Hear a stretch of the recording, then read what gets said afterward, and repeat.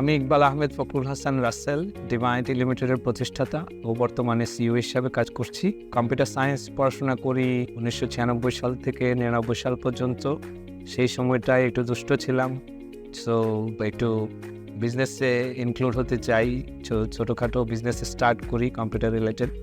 সেখান থেকে জার্নি শুরু। স্টুডেন্ট লাইফে আমি পার্ট টাইম জব করি ডিফারেন্ট এরিয়াতে, লাইক ইন্টারনেট ইন্ডাস্ট্রিতে। আস্তে আস্তে করে আমি ইন্টারনেট ইন্ডাস্ট্রিতে চলে যাই, লম্বা সময় সেখানে ছিলাম। দেন কনসাল্টিং এরিয়াতে যাই, সেখানে কাজ করি 2004 সাল পর্যন্ত। সো র্যান্ডম 96 to 2004 র্যান্ডম স্টেটে থাকি। সেখান থেকে 2004 সালে প্ল্যান করি অ্যাকচুয়ালি যে আমাকে একটা এস্টাবলিশড কোনো কিছু তৈরি করতে হবে। সেখান থেকেই ভাবনা আসে যে সফটওয়্যার কোম্পানি করার। সো 2005 সালে আমি ডিভাইন আইটি লিমিটেড নামে একটা কোম্পানি আমার ফ্রেন্ডদেরকে নিয়ে শুরু করি। সো 2005 সালে বাংলাদেশে ইন্টারনেটের স্টেট খুবই পুয়ার ছিল, যেখানে আমাদের সাবমেরিন কেবল ছিল না। সেখান থেকে আমরা ভিসেট ইন্টারনেট ইউজ করতাম actually. So internet poor, but আমি প্রথম প্ল্যান করি যে আমি ওয়েব বেস সিস্টেম বানাবো, সফটওয়্যার বানাবো। যদিও বাংলাদেশে তখন ডেস্কটপ ওয়ার্ল্ড বা ইন্টারনেট যেহেতু নাই, সেহেতু ওয়েব বেস সফটওয়্যারের তেমন কোনো ভ্যালু নেই। আমার প্রথম 2-3 বছর R&Dতে একটা জিনিস আমরা বের করতে পারি যে আমাদের দেশে সফটওয়্যার প্রোডাক্ট তৈরি হয় না। সো সেই সফটওয়্যার প্রোডাক্ট তৈরি নিয়ে আমার চিন্তাটা শুরু হয় যে আমি প্রোডাক্ট তৈরি করব। খুব বেশি আগের কারো এক্সাম্পল ছিল না। সো কিছু বিদেশি এক্সপিরিয়েন্সকে আমি কাজে লাগিয়ে আমি চিন্তা করি যে আমরা ERP প্রোডাক্ট বানাবো। সো ERP প্রোডাক্টের নাম দেই আমরা প্রিজম ERP। সেই ERP প্রোডাক্টেই আমরা গত 15-16 বছর একটানা কাজ করে যাচ্ছি। আমাদের প্রথম শর্তটা ছিল একদম মাল্টি ডাইমেনশনাল ERP বানাবো, যে একটা সিস্টেম আমাদের ডিফারেন্ট টাইপ অফ ইন্ডাস্ট্রিকে ইন প্যারালাল সার্ভ করতে পারবে, গ্রুপ অফ কোম্পানিগুলোকে সার্ভ করতে পারে। ওয়ার্ল্ডের বড় বড় ERPগুলোর ক্ষেত্রে আমরা যে জিনিসটা দেখি, তারা ডিফারেন্ট ডাইমেনশনকে সার্ভ করে এবং আমরা সেই ডাইমেনশনটাকে আমাদের নিজেদের মতো করে আমাদের লোকাল মার্কেটকে কম্প্যাটিবল করে একটা ওয়ার্ল্ড ক্লাস সিস্টেম তৈরি করবো। এই ভাবনা থেকে আসলে ডিভাইন আইটি কন্টিনিউ করে আজকে পর্যন্ত জার্নি।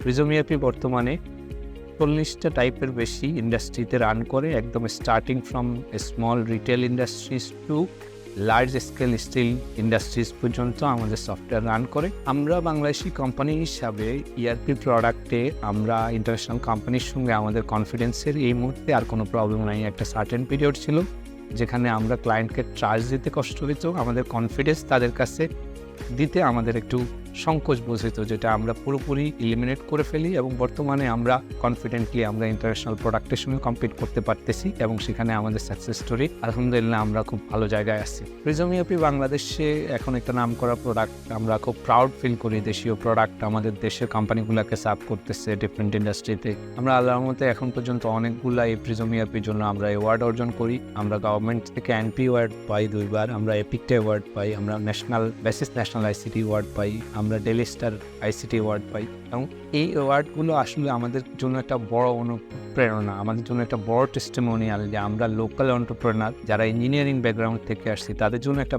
বড় অনুপ্রেরণা তৈরি করছে যে আমরা সামনের দিনগুলোতে আমরা ভালো করতে পারবো। আমি বিশ্বাস করি আমাদের দেশের ছেলে মেয়েরা এত ট্যালেন্টেড, ওদেরকে একটু নার্সিং করে নিলে আমরা খুব ভালো প্রোডাক্ট বাংলাদেশ থেকে তৈরি করতে পারি। আমাদের ফিউচার প্ল্যান, আমরা বাংলাদেশে 1000 ইনস্টেন্স ডেলিভারির পরে আমরা ইন্টারন্যাশনাল মার্কেটে যাব। Right now we are working with the international partners, যাদেরকে নিয়ে আমরা ইমপ্লিমেন্টেশনে কাজ করব ফিউচারে। সো ওদের গ্রুমিংটা আমরা করে নিচ্ছি। আমরা in future next couple of ইয়ার্সের মধ্যে আমাদের প্রোডাক্ট লাইন নিয়ে আমরা ইন্টারন্যাশনাল মার্কেটে যাব। প্রথম দিকটাতে আমরা প্রাইভেট সেক্টরে ERP করতাম, এখন আমরা গভর্নমেন্ট সেক্টরে ERP করি। 2015 সালে আমরা তিতাস ইমপ্লিমেন্ট করি। প্যান্ডেমিকের ঠিক মাঝামাঝি সময় থেকে আমরা আসলে বড় একটা প্রতিষ্ঠান Bangladesh securities and exchange commission, এটাকে আমরা ERP ইমপ্লিমেন্টেশনের আওতায় আনি। আমরা ল্যান্ডপোর্টে কাজ করি। আমাদের আদার কিছু সার্ভিস আছে এখন যেগুলো আমাদের ভ্যালু এডিশন হিসাবে কাজ করে ERPর সঙ্গে, যেমন সাইবার সিকিউরিটি বা ফিজিক্যাল সিকিউরিটি ইমপ্লিমেন্টেশন। এটারই সূত্র ধরে আমাদের গভর্নমেন্ট পর্যায়ে যেমন চিটং বন্দর আমরা সিকিউরিটি ইমপ্লিমেন্টেশন করি, আমরা সিভিল এভিয়েশনের সিকিউরিটি রিলেটেড কাজ করি। প্রিজম ERP নিয়ে প্রথমে আমরা ছিলাম প্রাইভেট সেক্টরে, সেখানে আমাদের একটা বড় এক্সপিরিয়েন্স হওয়ার পরে আমরা প্ল্যান করি যে আমরা গভর্নমেন্ট সেক্টরে ERP সার্ভ করব। মোস্টলি বাংলাদেশে গভর্নমেন্ট সেক্টরে ERPকে GRP বলে, গভর্নমেন্ট রিসোর্স প্ল্যানিং। আমরা প্রথমে যাই তিতাস গ্যাস ERP করার জন্য, এর পরবর্তীতে আমরা VSSতে যাই, আমরা ল্যান্ডপোর্টকে অটোমেট করি। সো এভাবে আমাদের কাজগুলো একটু অ্যাড করে সামনে আগাইতে থাকি। প্লাস আমরা কিছু এডিশনাল কম্পোনেন্টে কাজ করতে হয়, যেমন cyber security. Physical security implementation, আমাদের আর্কাইভিং ইউনিট আছে। এই ইউনিটগুলো আমাদেরকে আমাদের ইআরপির এক্সটেনশন হিসাবে কাজ করে। বাংলাদেশের পুরাতন অনেক ডকুমেন্ট আছে যেগুলো এখনও অলমোস্ট আনরিডেবল ফরম্যাটে, সেই জায়গাগুলোকে আমরা আর্কাইভ করে নিয়ে এসে আমরা সিস্টেমে নিয়ে আসি, ইআরপিতে নিয়ে আসি। যেমন আমরা এনবিআরের বন্ডটাকে আমরা আর্কাইভিং করে দেই এবং আমরা এখন চা শ্রমিকদের একটা প্রজেক্ট নিয়ে কাজ করতেছি। ওদের পিএফটাকে আমরা পেপার ডকুমেন্ট থেকে আমরা এটাকে অনলাইনে নিয়ে আসতেছি এবং এটাকে আমরা রেগুলেট করার একটা ব্যবস্থাপনা তৈরি করতেছি। সো এই ধরনের প্রজেক্ট নিয়ে আমরা কাজ করি। আমরা দেশকে সার্ভ করতে চাই প্রিজম ইআরপি দিয়ে। আমরা একটা ইআরপি বাংলাদেশ গভর্নমেন্ট যদি বাইরে থেকে কিনে, এটা অ্যাপ্রক্সিমেটলি 2 মিলিয়ন থেকে 10 মিলিয়ন 15 মিলিয়ন ডলার পর্যন্ত যায়। ওয়ারেজ আমাদের দেশীয় কোম্পানিগুলা লাইক প্রিজম ইআরপি আমরা ডিভাইনারি থেকে আমরা কিন্তু অনেক কম দামে আমরা সরকারকে দিতে পারতেছি এবং কোনোভাবেই আমরা কিন্তু এটা পুয়ার কোয়ালিটি দিচ্ছি না। আমাদের কোয়ালিটি ইন টার্মস অফ আমরা fully competitive with the international market and confidently সেটা আমরা ডিফারেন্ট আদার ওয়ার্ল্ড থেকে আমাদের জাস্টিফিকেশন আমরা ভ্যালিডেশন আমরা করে নিচ্ছি। সেই পয়েন্টটাতে আমি বলবো যে আমার মতো অনেক কোম্পানি এখানে বাংলাদেশে যারা এখন ছোট থেকে মাঝারি বড় প্রোডাক্টে দেশকে সার্ভ করার মতো খুব ভালো অবস্থানে চলে আসছে। ডিভাইনিটি বর্তমানে 170 থেকে 75 জন লোক আমরা একসঙ্গে কাজ করি। আমাদের ইঞ্জিনিয়ারিং বিল্ডিং উত্তরাতে আমাদের একটা হেডকোয়ার্টার আছে যেটা গভর্নমেন্ট অপারেশনের জন্য মোস্টলি কারণ বাজারে। আমাদের চিটংয়ে একটা জোনাল অফিস আছে মোস্টলি চিটং বন্দর অ্যান্ড বন্দর রিলেটেড আশপাশে যে ক্লায়েন্টগুলো আছে সেই ক্লায়েন্টগুলোকে আমরা সার্ভ করি এই পয়েন্ট থেকে। প্লাস আমাদের পাশাপাশি কাস্টমার সাইটে আমাদের কিছু প্রফেশনাল ডেভেলপমেন্ট আছে যেটা প্রজেক্ট পিরিয়ডের জন্য, সেটা আবার একটা সার্টেন টাইম পর লোকেশন চেঞ্জ হয়। সো এই হলো আমাদের বর্তমান পরিস্থিতি, আমরা কীভাবে মার্কেটকে অপারেট করি। আমাদের দেশে আইসিটি সংগঠনগুলোর মধ্যে বাংলাদেশ কম্পিউটার সমিতি, বাক্য, ইক্যাপ, আইএসপিএবি, ব্যাসিস অনেকগুলো সংগঠন একসঙ্গে কাজ করে। তার মধ্যে আমাদের জন্য স্পেশালি কোর সফটওয়্যার ইন্ডাস্ট্রির জন্য উল্লেখযোগ্য সংগঠন BASIS Bangladesh association of software and information services. এই অ্যাসোসিয়েশনটা আমাদেরকে আমাদের পলিসি লেভেল, আমাদের যে ডিমান্ড সরকার থেকে, আমাদের যে মেম্বারদের স্ট্রাকচারাল ডেভেলপমেন্টের জন্য যা কিছু প্রয়োজন এই জিনিসগুলো আমাদের বেসিস থেকে পাওয়া হয় এবং এই দীর্ঘ সময় ধরে আমরা ডিভাইন আইটি লিমিটেড বেসিসে মেম্বার। আমরা এটার থেকে যে সুবিধাগুলো পেয়েছি সবসময়ই আমরা পলিসি সাপোর্ট পেয়েছি। আমরা 10 বছরের ট্যাক্স এক্সেমশন পাই, সেটা দিয়ে আজকে আমাদের কোম্পানি আমরা নিজেদের জন্য আমাদের ইনফ্রাস্ট্রাকচার, আমাদের প্রপার্টি ডেভেলপমেন্ট করি। এই কোম্পানিটা ডেভেলপমেন্টের পিছনে ট্যাক্স এক্সেমশন খুব গুরুত্বপূর্ণ একটা বিষয় ছিল যেটা বেসিস এনশিওর করে।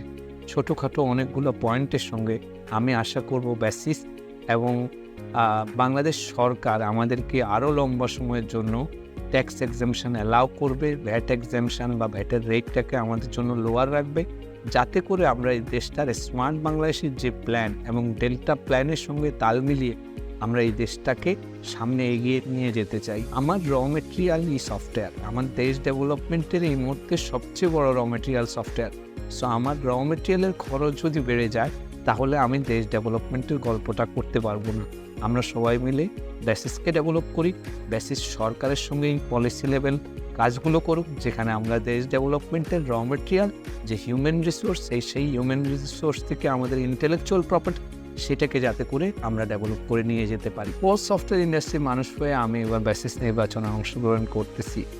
অনেকেই জিজ্ঞেস করতেছেন যে কেন আমি বেসিস নির্বাচনে এই দায়িত্বের দিকে আগাচ্ছি। অ্যাকচুয়ালি লম্বা সময় ধরে আমার আইসিটি ইন্ডাস্ট্রিতে পদচারণা, আমি আইসিটি ইন্ডাস্ট্রির প্রত্যেকটা প্রবলেম শুরু থেকে এখন পর্যন্ত যতগুলো সমস্যা সবগুলো নিজে দেখেছি এবং আমার নিজের জন্য সবগুলো সমস্যা আমি কষ্ট করে করে সমাধান করেছি। বড় সমস্যাগুলো বেসিস সমাধান করেছে। বেসিস একটা মেম্বারদের, সফটওয়্যার কোম্পানি যারা, সেই মেম্বারদের একটা বড় প্ল্যাটফর্ম। এই বড় প্ল্যাটফর্মটাকে কাজে লাগিয়ে যেই সমস্যাগুলো আমরা বছরের পর বছর সময় নিয়ে সমাধান করেছি সেই সমস্যাগুলো এখন আমরা স্বল্প সময়ে সমাধান করতে চাই প্ল্যাটফর্মের মেম্বারদের জন্য। মেম্বাররা কী সমস্যায় থাকে, যেমন ছোট কোম্পানিগুলো যারা ইঞ্জিনিয়ারিং ব্যাকগ্রাউন্ড থেকে আসে, এই কোম্পানিগুলো আনস্ট্রাকচার্ড, আনঅর্গানাইজড এবং এরা নন কমপ্লায়েন্ট।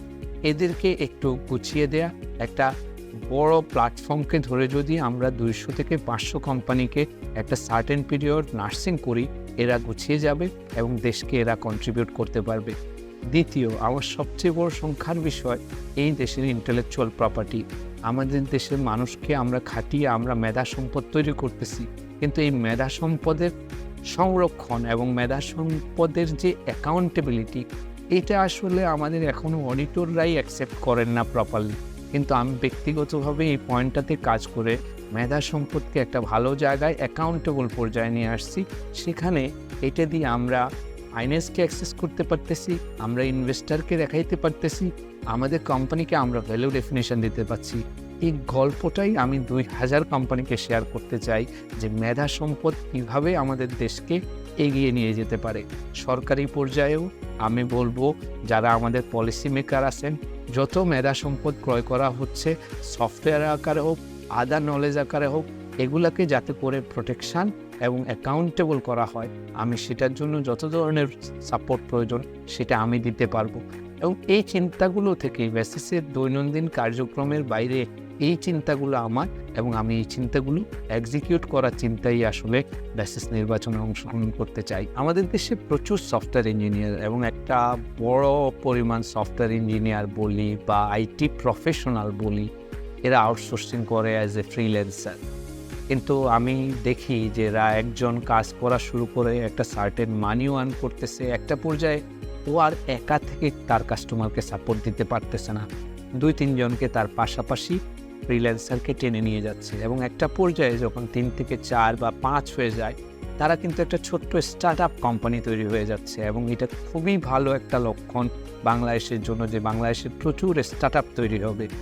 এই স্টার্ট আপগুলোকে আমরা সাপোর্ট দিতে চাই, যে স্টার্ট আপগুলো ফ্রিল্যান্সার থেকে আসবে।